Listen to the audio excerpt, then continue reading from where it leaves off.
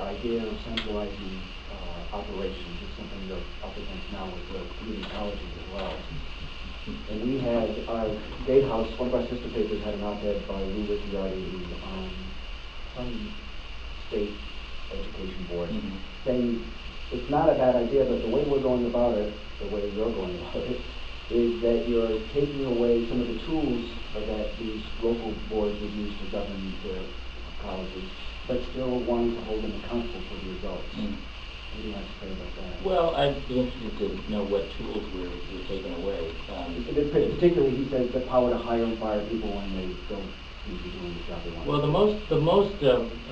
it's interesting. The biggest objection we've heard is that, and we're not sure about taking it away, but we are talking about having the accountability increase as the funding is increased. I don't think that's unreasonable. By the way, in any other place except Massachusetts, that you don't normally decouple those things.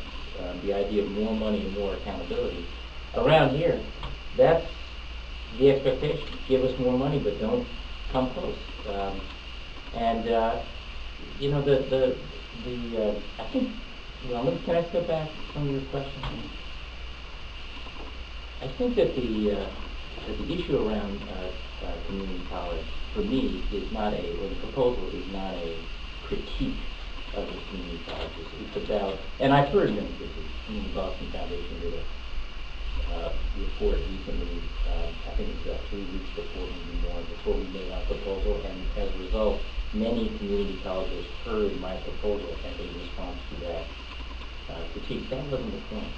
My point is, we have these 15 resources and 120,000 or so positions that go unfilled because people can't find the talent for the jobs they have. 240,000 people looking for work and 120,000 unfilled positions. Is a skills gap. And by the way, there is a skills gap all over the country because what's happening right now is that the economy is moving to this knowledge explosion. And so many of the people who have been out of work for a year and a half, they're not going back to the same job they had when they were last working. They've got to go back to a different job. They've got to have a different set of skills, and the community colleges are brilliantly positioned to do this. Some of them are very connected to their local, to the local business community. Some of them less so. Some of them see themselves mainly as a platform for those who are preparing for four-year colleges. Some less so. Few are aligned with the state's growth strategy.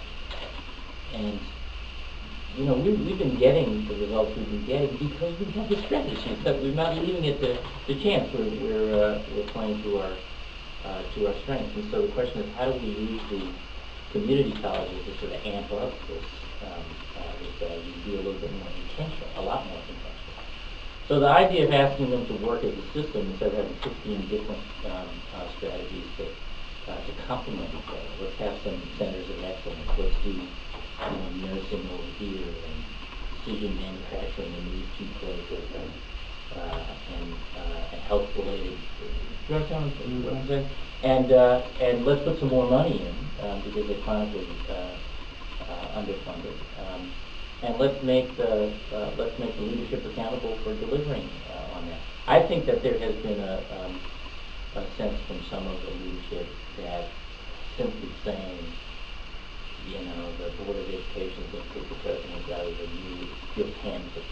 Feels like the board has been declawed or something, disempowered. Paul Rebel, the Secretary of Education, has gathered community college presidents, folks from labor, folks from the business community, others who are interested in a working group to kind of work that through. And I think they'll get to a good result. As a matter of fact or background, right now the nominee for president has to be approved by the Board of Higher Ed. Today, it's just the Board of Higher Ed is kind of perfunctory about it. So you could conceive of a way to do this that is not such a big change from that part of it. It's not such a big change from the way it's done now. It has a bit more robust review effort.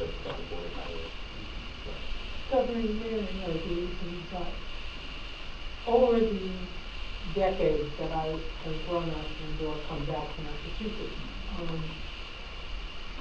I have observed that UMass administration in general and the individual campuses individually, one-on-one, have not been the best model of how to manage higher education in the public sector. So what's going to be different as you consolidate community colleges under a broader umbrella, a group umbrella? What have we learned from UMass crumbling buildings, sometimes ridiculous hiring for presidents, etc.? So, first of all, I don't envision that the community college system requires a big central bureaucracy. I don't want, and it doesn't serve us, to have every tiny decision made back at the mothership. This really is, I'm not sure we need any bureaucracy, very little, if at all. But I do think that some regular annual review of how the money is spent against the job growth agenda is important. And I think, and needs to be more than perfunctory. That's not the UMass model. UMass is a five-campus university. That's not, I'm not talking about one community college. I'm talking about a series of strategies that have a combination of local responsiveness, because that's important, but also are aligned with where we're trying to drive the whole state. And by the way, it's not a radical breakout. I mean, it's what North Carolina has done for 25 years to great advantage. You hear business people always talk about how they go, they're comparing us to North Carolina. They go to North Carolina. Part of the pitch is, do you want to expand here? Meet the president of the community college, and they will take responsibility for your workforce training. Imagine if we took all the workforce training money we had right now, which comes in a bunch of different buckets.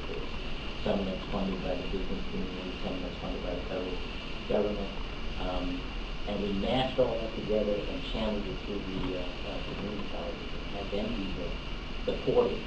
I mean, it's just a whole different order of magnitude. And as I say, the model is not unusual in the country. It's just unusual here. Can you, I don't want to switch subjects, but I know I want to get to the NBPA. It's a hot topic down here. Talk a little bit about what you see should be some long-range plan to get recurring revenue or recurring financial fixes. It seems like your administration's been a little quiet lately on that. I'm wondering if you're going to propose a gas tax or something else along those lines to help, because we're going to need obviously a long-term fix next year. Also, specifically on the ferries, why would that service, the one cut that you guys really went through with and said, okay, we are going to drop the subsidy after all, and if things get a little bit better, is there any hope that we might see some subsidies again? I mean, it is public transit, so one's a much more broader thing, but obviously our readers are interested So in the let me start with the ferry. Let me talk about the broader issue, and then if you want specifics, we can go off the record, but I'm not going to go on the record. Okay. And I'll tell you why I want to. On the ferry is still subsidized. Subsidy is reduced in this patch, and that, like every other element of the short-term fix, is the result of the feedback we got in here. There were over 30 of them, 6,000 comments, something like that. Incredibly important. Most of it very thoughtful and constructive. And that whole process, by the way, I think taught us a lot about how much people want the services of the T and how little they appreciated what the costs and financial stresses were on the T. So I think a good thing both ways in terms of government learning the importance of the human stories behind the services, and so we having a very clear picture of that, and the public having a clearer picture of what decisions over the last 20 years, or failure to make decisions over the last 20 years has brought us to. I think the public gets the idea that we can't actually afford this system any longer. Having pulled a rabbit out of the hat year after year, the last few, I think it's also important for people to see the long run. This is it. The reason I don't want to, first of all, we will make a proposal because I don't like the patches and plugs approach. I want a solution that is going to be a solution for 20 or 30 years. I tried one, by the way, a few years ago, and had my head handed to me. I think it was, I'm talking about the gas tax. We are exactly where I said we were going to be, where we said we were going to be when we proposed the gas tax.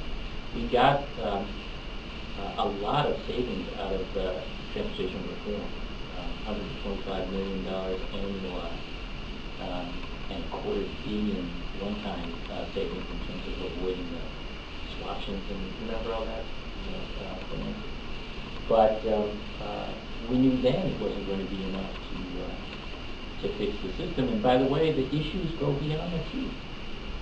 Right? We have RTAs, we have roads and bridges, we have limited and quite reasonable expansion projects, South Coast Rail, the Green Line, that we are obligated morally or legally to do. And we had a solution for that, and the public wasn't ready, and the legislature wasn't ready. I think they're ready for something. Now, if you want, we can go off the record. We can talk a little bit about it.